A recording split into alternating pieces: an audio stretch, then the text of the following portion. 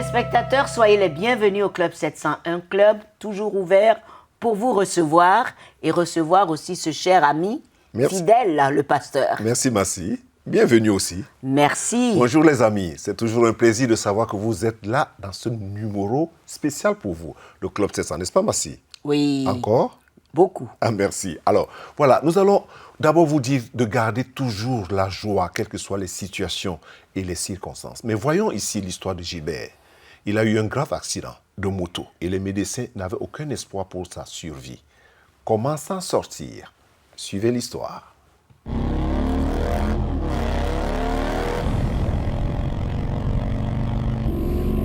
J'ai attendu et attendu. Plusieurs heures ont passé.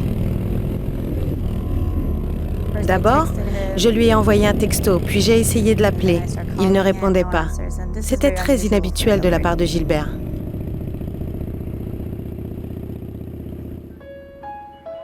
Annie Hovsepian finit par recevoir un appel ce même soir de décembre 2014.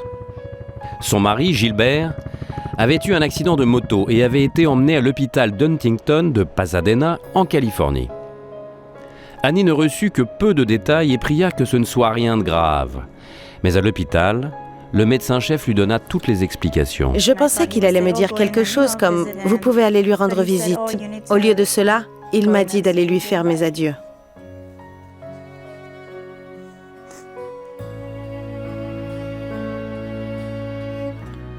J'ai dit « Seigneur, je te donne tout.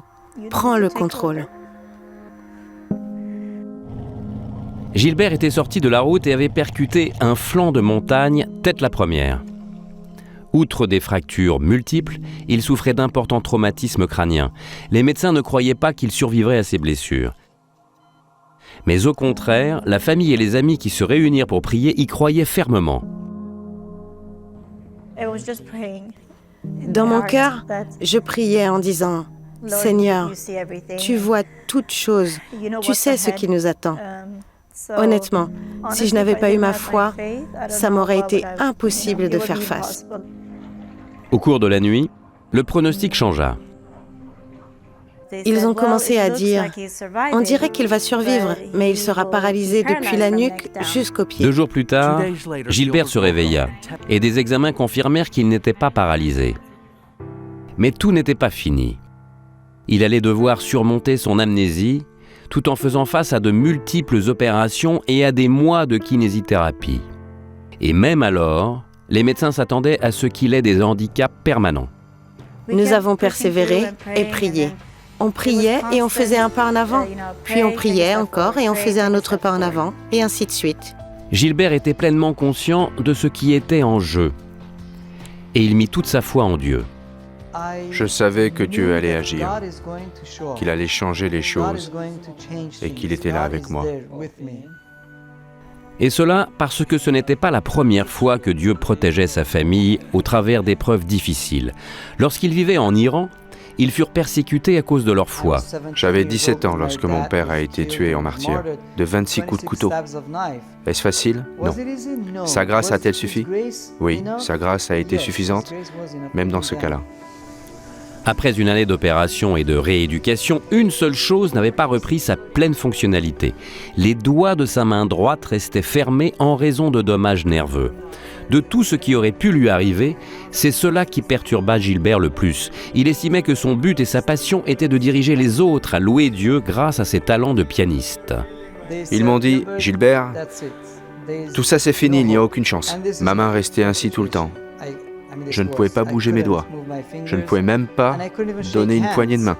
Le médecin en charge de la rééducation de Gilbert, le docteur Rafi Balian. Il ne pouvait pas utiliser sa main pour jouer. Comme vous le savez, c'était sa profession. Ça a été une limitation que nous estimions être catastrophique pour lui, puisque ça signifiait pratiquement la fin d'une carrière. Gilbert persévéra cependant et réussit à faire bouger un doigt. C'était extrêmement difficile, mais encore une fois, je savais que Dieu est bon. Je ne vois pas la bonté de Dieu dans cette situation pour le moment, mais Dieu est bon. Tout en se faisant à son handicap, Gilbert continuait de prier et de jeûner avec sa famille pour une guérison totale. Près de 7 mois après l'opération, Je suis allé en France pour annoncer l'Évangile et partager mon témoignage. Un couple est venu me voir et m'a dit « Le Saint-Esprit nous pousse à prier pour votre guérison ». Ce couple a prié pour ma main et mes doigts. J'ai accepté cette parole avec foi, même si j'avais mes doutes. Mais gloire à Dieu, car sa grâce dépasse même notre foi et notre compréhension. Le lendemain matin, je me suis réveillé et en même temps mes doigts s'ouvrent. Je n'arrivais pas à le croire. Quand je suis rentré à Los Angeles, où j'habitais, je suis allé faire des examens neurologiques et le médecin m'a dit « Comme c'est intéressant, vos nerfs se régénèrent. » Ça a été une surprise totale. La première fois que nous l'avons vu, nous ne pouvions pas le croire. J'en suis certaine. Et rien ne pourrait me faire penser que cela est autre chose qu'un miracle.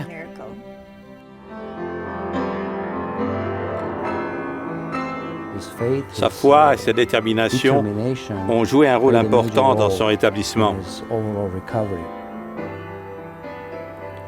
Une exception, c'est sans doute le mot juste. C'est aussi extraordinaire. Et je pense que nous pouvons aussi utiliser le mot miraculeux pour ce type de rétablissement. Gilbert utilise toujours son talent dans son ministère et aide la communauté de langue persane à adorer Dieu. Je connais très bien le but de ma vie. Le but de ma vie est de connaître Dieu et de le faire connaître.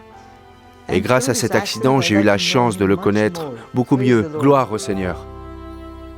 Les bontés de Dieu ne sont jamais épuisées, n'est-ce pas? Oui.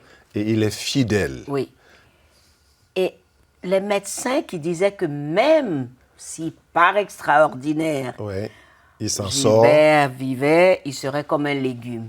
Comme un légume. Oui, mais l'impossibilité des médecins, c'est la possibilité de notre Dieu Tout-Puissant. Merci Seigneur, oui. merci. Oui. Et c'est encourageant pour ceux qui nous suivent, oui. certainement. Il y a quelqu'un quelque part qui est en train de voir ce témoignage et peut-être dans un cas totalement désespéré et à qui Dieu est en train de parler à travers ce témoignage de Gilbert. Oui, toujours dans cette émission. Et de garder l'espoir. Oui. Surtout ce que nous disons, quelles que soient les circonstances massives, quelles que soient les situations, oui. ne perdez jamais espoir. Oui, parce que Gilbert est revenu à la vie. Et aujourd'hui, tout fonctionne. Totalement restauré. Non seulement Dieu l'a sauvé, il y a eu le miracle, mais en même temps, les doigts ça, c'était son plus grand bonheur.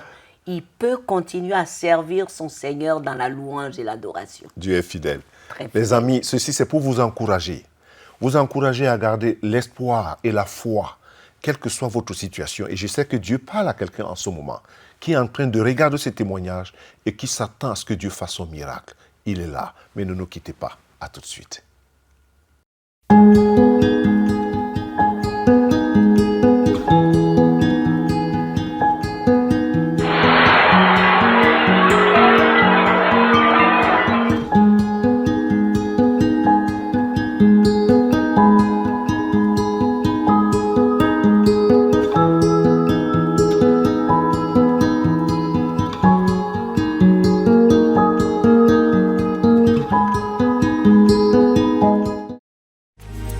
Découvrez encore plus avec Chris, Joy et Gizmo. Superbook.tv est un nouveau site web fantastique qui vous invite à rencontrer de nouveaux amis, tout en vous amusant et en découvrant d'incroyables actes de foi. Et la meilleure nouvelle, c'est que c'est à 100% gratuit. Inventez des jeux de mots, créez des personnages, gagnez des super points. Rejoignez le club de Superbook et participez à l'aventure sur superbook.tv. Merci les amis de rester avec nous au Club 700 et surtout pour ceux qui nous retrouvent. Bonjour Pasteur Luc. Bonjour Pasteur. Toujours le privilège avec eux de savoir que vous êtes là avec nous. Merci Seigneur. Et toujours avec des sujets brûlants qui vous tiennent à cœur. Oui, c'est sûr. Merci quand même. Alors aujourd'hui, je voudrais qu'on parle d'un sujet qui semble ne pas être trop d'actualité, le retour du Seigneur. Je sais qu'on en avait déjà un peu abordé dans d'autres émissions sur les 7 prophéties, quelque chose de ce genre-là. C'est ça. Mais aujourd'hui, la question ou les questions que j'aimerais te poser, c'est les attentes chrétiennes et juives. Qu'est-ce qu'il y a de semblable et qu'est-ce qui les diffère? Même si vous survolez un peu le sujet sur les 7 prophéties. D'accord. Donc, en fait, je pense que globalement, une des choses qu'il faut savoir pour commencer, c'est que beaucoup de Juifs n'ont pas reconnu en Jésus le Messie quand il est venu la première fois. Pourquoi? Parce que c'est aussi une question importante. Parce que, justement, selon leurs attentes, et selon même certaines écritures, le Messie qui va venir va libérer Israël du joug et de l'oppression. Et quand Jésus est venu, ils étaient sous l'oppression romaine et il ne les a pas débarrassés de cette oppression. Donc c'est pour ça une des raisons principales pour laquelle ils n'ont pas reconnu en Jésus le Messie, parce que le joug est resté, l'oppression romaine est restée, jusqu'en 70 après Jésus-Christ, où là le temple de Jérusalem a carrément été détruit par les Romains. Donc ça c'est une première chose. Mais cela ne veut pas dire pour autant que les Juifs n'attendent pas le Messie, au contraire. Les Juifs savent, d'après la parole de Dieu, d'après la Bible, d'après l'Ancien Testament, que le Messie va venir et ils l'attendent.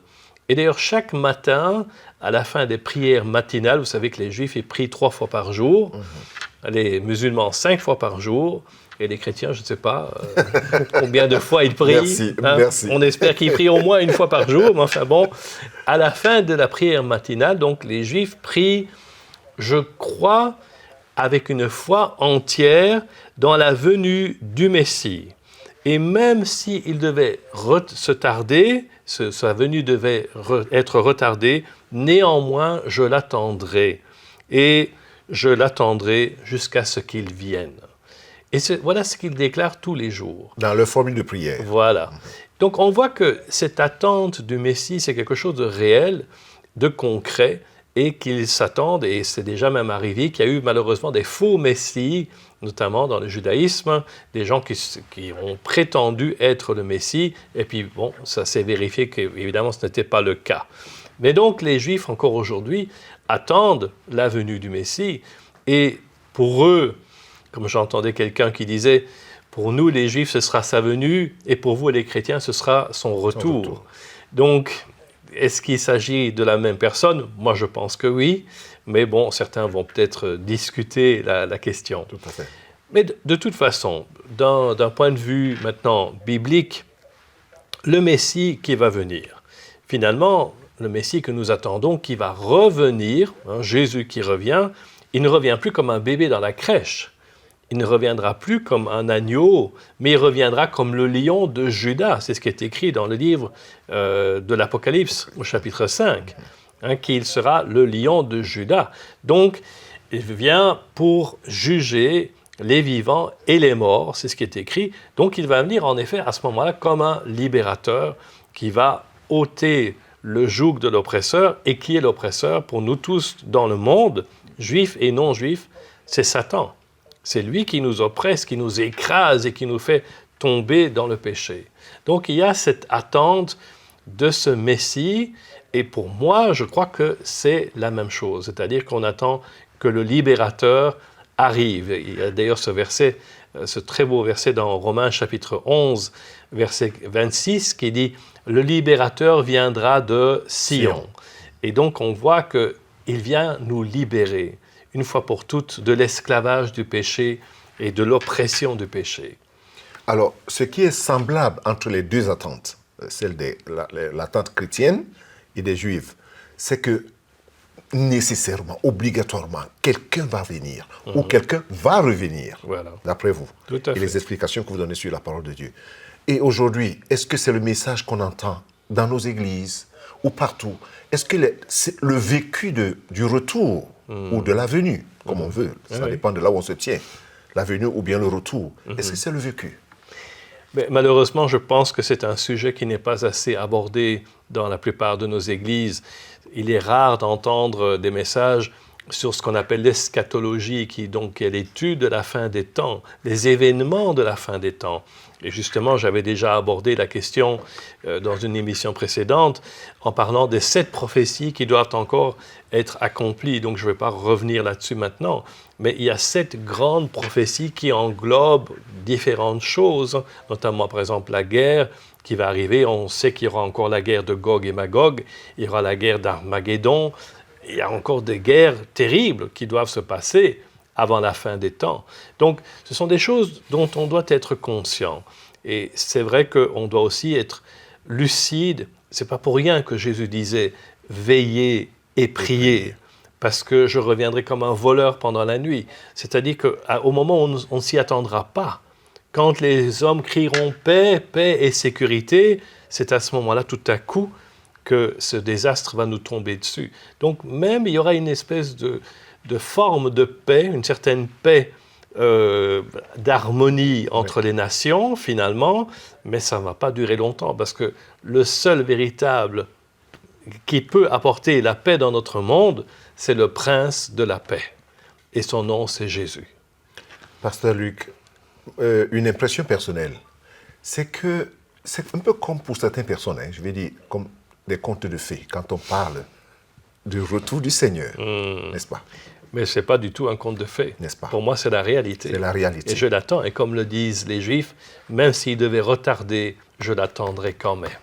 Alors, vous avez entendu le message du pasteur Luc. Quelles que soient les circonstances, nous sommes appelés à attendre ce retour, parce qu'il reviendra, pasteur Luc. Tout à fait. Il reviendra. Avec certitude. Avec certitude, les amis. Alors, ne nous quittez pas. À tout de suite.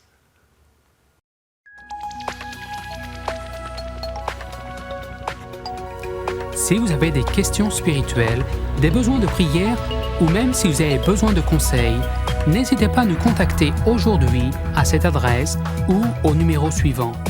Nos conseillers sont là pour vous aider. N'oubliez pas, nous sommes là pour vous.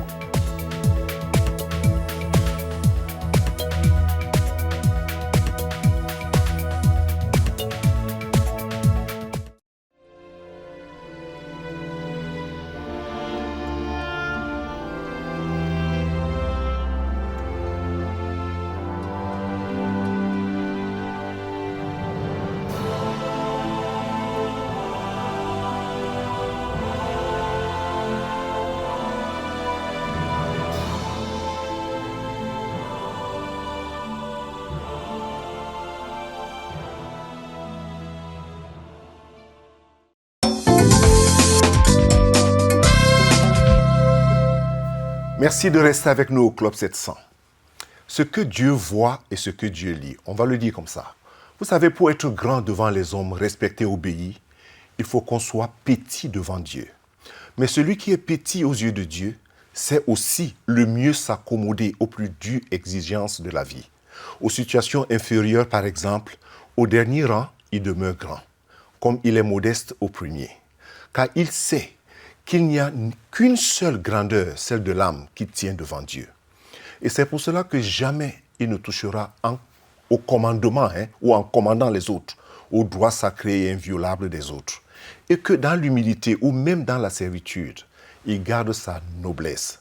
Ce sont là des choses qui se vérifient dans l'histoire des peuples, comme dans les relations journalières, ou alors, très souvent, on dit « nous manquons d'hommes ». Et le prestige s'en va, le respect diminue. Et comme toujours, il y a du frottement entre les classes. Mais tout cela vient de la même cause. Quoi? Nous ne connaissons pas celui par qui on a toutes ces choses. Nous ne connaissons pas. C'est pour cela que l'on rencontre tant de gens qui sont mécontents de leur situation. Et le monde est plein de génies méconnus aujourd'hui. Des grandeurs incomprises. Chacun se croit fait pour des fonctions plus élevées et se trouve déplacé dans la sphère qu'il occupe. Alors, il néglige d'être fidèle dans les petites choses, sous prétexte qu'il est capable d'accomplir les grandes choses. Voilà comment notre monde se frotte aujourd'hui. Il y a des frottements partout. À l'église, au travail, dans la société, dans les familles, les gens se frottent tout le temps. Pourquoi? Personne ne veut accepter sa place avec humilité et devant Dieu. Mais comment accepter sa place avec humilité si on ne connaît pas celui qui peut te donner la force d'être humble? je voulais t'inviter à prier. Dans tout mon discours, il y a un appel. Jésus dans ta vie, Jésus ton ami, Jésus ton Seigneur et Jésus ton Sauveur. Alors prie avec moi, s'il te plaît. Seigneur Jésus, je te remercie de me parler de plusieurs manières. Et en ce moment même, je te prie de me pardonner mon arrogance et mon orgueil. Et je t'ouvre la porte de mon cœur. Je t'invite d'être mon Seigneur et mon Sauveur personnel. Amen. Et Amen. Et je dis encore Amen à ta place. Et je prie que le Seigneur t'accorde la grâce de comprendre que les mécanismes de la vie tiennent dans cette relation avec lui. Plus tu le connais, plus tu connaîtras aussi ta place. Que Dieu te bénisse et qu'il te fortifie dans cet engagement. Sois béni. Merci. Amen. Amen. Plus on le connaît, mieux on connaît sa place. Tout à fait. C'est formidable, n'est-ce pas? Eh bien, les amis, c'est la rubrique questions-réponses. Et vous êtes bien calés dans votre fauteuil pour écouter les réponses du pasteur. Alors, cher pasteur, j'ai un problème de couche de nuit. J'ai la paresse de prier. Que faire? Aidez-moi. J'ai fait aussi un songe où un homme me disait pourquoi je négligeais Dieu. Ah, la réponse est déjà même dans son songe, même si je ne veux pas entrer beaucoup dans le songe, mais il y a une réponse dans son songe. Pourquoi tu négliges Dieu? En fait, cette histoire des couches de nuit, on entend ça aujourd'hui partout. Un peu partout. Oui. Les couches de nuit. Mais je voudrais dire que tous ceux qui nous suivent en ce moment doivent comprendre une chose. Il y a une version de la Bible qui dit « Beaucoup de soucis engendrent des mauvais rêves ». C'est-à-dire que dans beaucoup de mauvaises pensées dans lesquelles les gens sont dans la journée, ils ont toutes les chances de vivre ça dans leur sommeil. Et le plus souvent, ces affaires de couches de nuit, aujourd'hui, nous sommes dans un monde où, à tous les coins de la rue, vraiment, c'est de l'impudicité, c'est du nu, c'est du dévêtu, c'est du n'importe quoi. Alors, on est bombardé par ça. Voilà, merci. Voilà. On est bombardé par toutes ces choses. Par toutes ces images. Et lorsqu'on va dormir et on ne ferme pas toutes les portes, fermer les portes, c'est-à-dire quoi? Prendre le temps de prier, pour se purifier et demander que le Saint-Esprit nous purifie de tout ce que nous avons entendu, tout ce que nous avons vu, tout ce que nous avons absorbé inconsciemment et consciemment. On a toutes les chances de vivre ces horreurs ou bien ces impuretés dans notre sommeil. Et personne n'est à l'abri de cela. La solution, c'est dans la prière devant le Seigneur avant d'aller au lit. Ça, c'est la première chose. La deuxième, pourquoi négliges-tu Dieu? C'est ça la question. Et c'est ça aussi la réponse. Ça veut dire que la personne doit revenir au Seigneur. Oui. Pas seulement la personne massive. Tous ceux-là qui nous écoutent en ce moment, ils doivent savoir que c'est leur besoin. Oui. Revenir au Seigneur dans la parole, dans la prière. Dans la parole, dans la prière, tout à fait. Et puis dans les actions de la parole. Merci.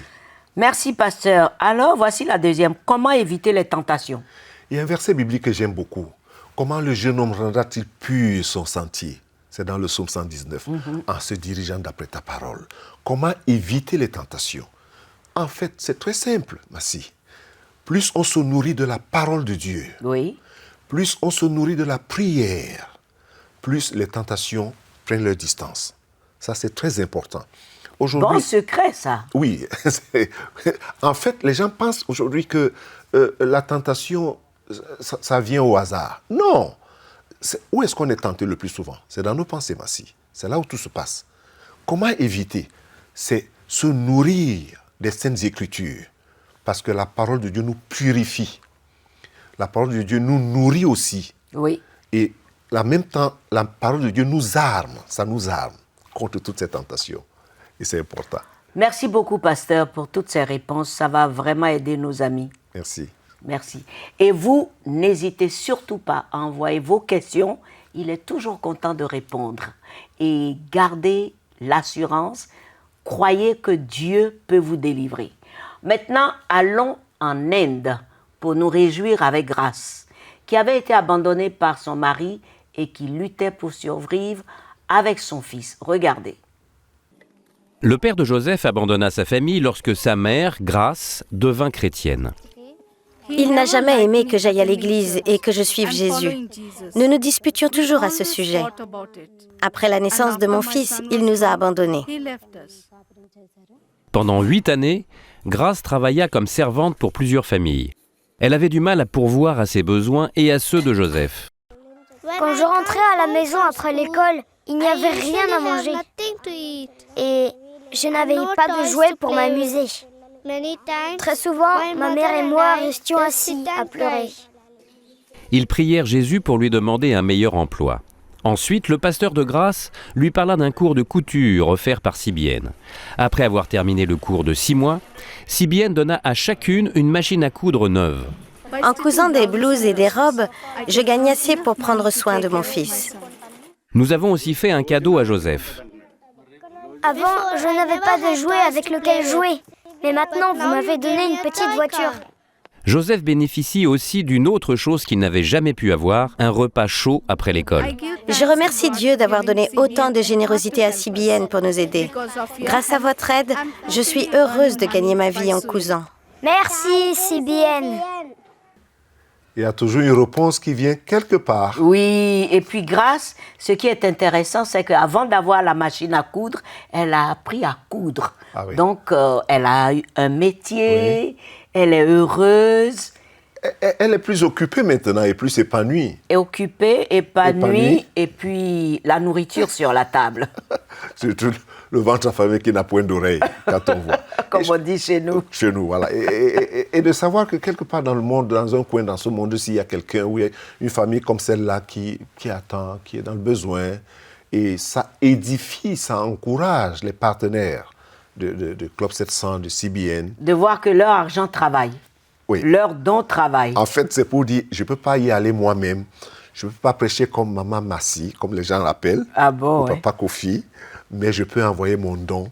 Et mon don, c'est l'expression de mon amour dans cette chaîne d'amour, n'est-ce pas? Dieu est fidèle, Dieu est fidèle. Et vous pouvez faire partie de la chaîne, n'oubliez surtout pas. C'est simple, sur notre site, les bureaux régionaux, Facebook, et puis envoyez-nous un petit mot. N'est-ce pas, pasteur? Oui, mais Massi, il faudra quand même le dire. Hein. Il y a plusieurs personnes qui disent « Je veux faire partie du Club 700. Je veux faire partie de l'équipe du Club 700. » Voici des moyens, un des moyens pour faire partie de l'équipe du Club 700 en participant à cette chaîne d'amour, n'est-ce pas? C'est une très grande famille. Voilà. Merci beaucoup. Chers amis, l'émission est terminée pour aujourd'hui, mais continuons la conversation sur notre site et que Dieu vous bénisse. N'oubliez pas, Jésus vous aime. Au revoir, pasteur. Nous aussi. Au revoir.